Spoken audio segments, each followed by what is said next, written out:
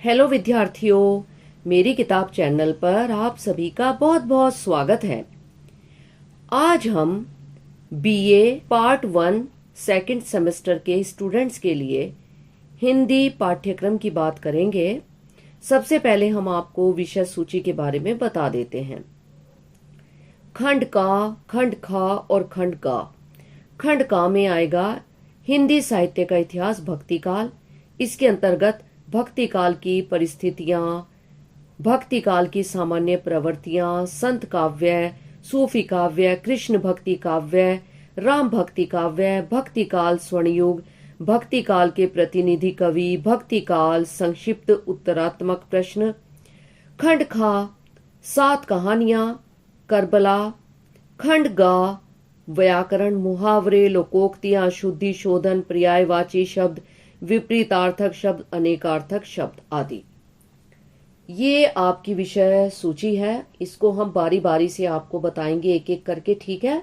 तो आज हम सबसे पहले इसका खंड का लेते हैं, हिंदी साहित्य का इतिहास, भक्ति काल। इसके अंतर्गत आज हम पढ़ेंगे भक्ति काल की परिस्थितियां। ठीक है, तो बच्चों शुरू करते हैं, ध्यान से सुनिएगा। हिंदी साहित्य का इतिहास, भक्ति काल संवत 1350 से संवत 1700 तक माना गया है। प्रश्न है, भक्ति काल की परिस्थितियों पर संक्षेप में प्रकाश डालिए। उत्तर, किसी भी युग का साहित्य एवं साहित्यकार तत्कालीन राजनीतिक, आर्थिक, सामाजिक, धार्मिक परिस्थितियों से प्रभावित हुए बिना नहीं रह सकता। आचार्य रामचंद्र शुक्ल जी का मानना है कि प्रत्येक देश का साहित्य वहां की जनता की चित्त वृत्ति का संचित प्रतिबिंब होता है। जनता की चित्त वृत्ति के परिवर्तन के साथ साथ साहित्य के रूप में परिवर्तन होता चला जाता है। जनता की चित्त वृत्ति बहुत कुछ राजनीतिक, सामाजिक, सांप्रदायिक तथा धार्मिक परिस्थितियों के अनुसार होती है। इसी बात को ध्यान में रखकर हम यहाँ भक्ति कालीन परिस्थितियों की चर्चा कर रहे हैं। नंबर 1, राजनीतिक परिस्थितियां।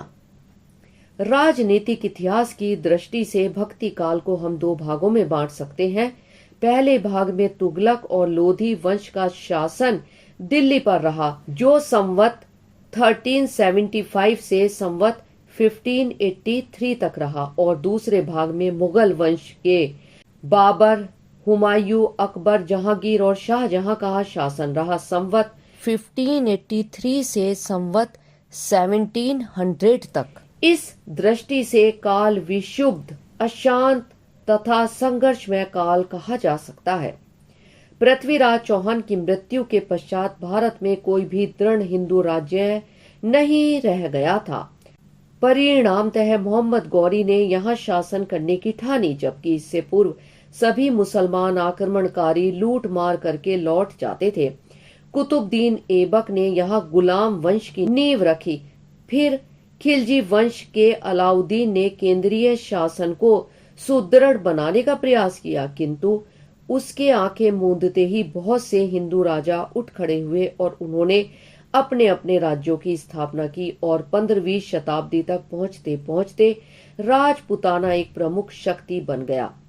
1526 में पानीपत के मैदान में बाबर ने इब्राहिम लोधी को पराजित करके मुगल शासन की नींव डाली, जिसके अकबर, जहांगीर और शाहजहां बड़े पराक्रमी शासक हुए।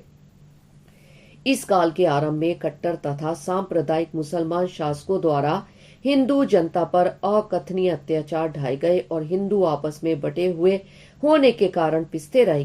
किंतु बाद में जब हिंदुओं में कुछ संगठन हुआ तो अकबर सरीखे बादशाहों ने अपनी महत्ता को समझकर हिंदुओं को मंत्री पदों पर भी आसीन किया तथा संस्कृत तथा देशी भाषाओं के साहित्य, संगीत और कला को प्रोत्साहन दिया। इन परिस्थितियों से साहित्य भी प्रभावित हुआ।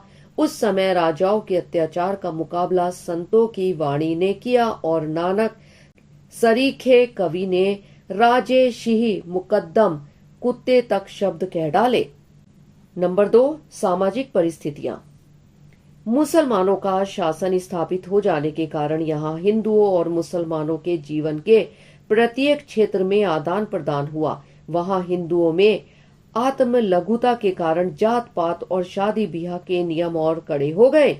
मुसलमानों ने हिंदू लड़कियों से शादियां करना शुरू कर दिया। परिणाम स्वरूप एक ही परिवार के कुछ लोग मुसलमान और कुछ हिंदू रह गए। जाति पाति के जो बंधन कठोर हो गए थे, उनके विरुद्ध आवाज भी उठनी शुरू हो गई थी। कबीर, नानक इत्यादि संत कवियों ने इस का खुल का विरोध किया। हरि को भजे सो हरि का होय का नारा उन्होंने लगाया। शेरशाह ने जमींदारी प्रथा को समाप्त कर दिया था, किंतु मुगलों ने फिर चालू कर दिया, जिससे उस वर्ग में भोग विलास तथा ऐश्वर्यपूर्ण जीवन बिताने की आदत सी पड़ गई। इसी विलासिता से बचने के लिए हिंदुओं में पर्दे और बाल विवाह का प्रचलन हुआ। हिंदुओं के पास धन संचित करने के लिए कोई साधन नहीं रह गए थे और उनमें से अधिकांश को गरीबी, अभावों एवं आजीविका के लिए निरंतर संघर्ष में जीवन व्यतीत करना पड़ता था। प्रजा के रहन सहन का स्तर बहुत निम्न कोटि का था। करों का सारा भार उन्हीं पर था। राज्य पद उनको अप्राप्त थे। नंबर 3, धार्मिक परिस्थितियां।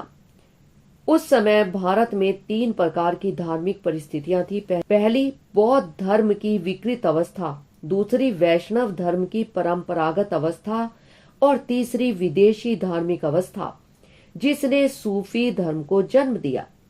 महात्मा बुद्ध की मृत्यु के पश्चात बौद्ध धर्म 2 गुटों में बट गया, हीनयान और महायान। हीनयान में दार्शनिक पक्ष की दार्शनिक जटिलता थी, अतः कम लोगों की आस्था उस पर टिक सकी। महायान में सिद्धांत के स्थान पर व्यवहार पक्ष की प्रधानता थी। उसमें सभी वर्गों के लोगों को शामिल होने की आज्ञा थी। पहला अधिक कट्टरता के कारण संकुचित होता गया, तो दूसरा अधिक उदारता के कारण विकृत। शंकराचार्य और कुमारिल भट्ट ने बौद्ध धर्म पर प्रखर प्रहार किया और वैदिक धर्म का पुनरुद्धार किया। सुसंस्कृत जनता शंकर धर्म के उपदेशों से प्रभावित हुई। महायान संप्रदाय ने जनता के असंस्कृत वर्ग को जंत्र मंत्र, अभिचार और चमत्कार से वशीभूत किए रखा। यही संप्रदाय आगे चलकर मंत्रयान के नाम से प्रसिद्ध हुआ। इसी से 84 सिद्ध दीक्षित हुए। सिद्धों ने जंत्र मंत्र को अपनाते हुए भी इसमें बहुत से सुधार किए। इन्हीं सिद्धों का विकसित रूप नाथ संप्रदाय हुआ। इन्हीं सिद्धों और नाथों की मुख्य रूढ़ियां संत मत की धार्मिक पृष्ठभूमि बनी। भक्ति की लहर दक्षिण से आई। शंकराचार्य ने बौद्ध धर्म के विरोध में अद्वैतवाद का प्रचार किया। इसकी प्रक्रिया में अनेक दार्शनिक संप्रदाय चल निकले, जिनमें नारायण की भक्ति पर अधिक बल दिया गया। विष्णु के अवतार राम और कृष्ण की कल्पना की गई। रामानंद ने भक्ति का मार्ग सबके लिए खोला और जन भाषा में अपने सिद्धांतों का प्रचार किया। बच्चों, अब अगले पार्ट में हम आपको भक्ति काल काव्य की सामान्य प्रवृत्तियों के विषय में बताएंगे।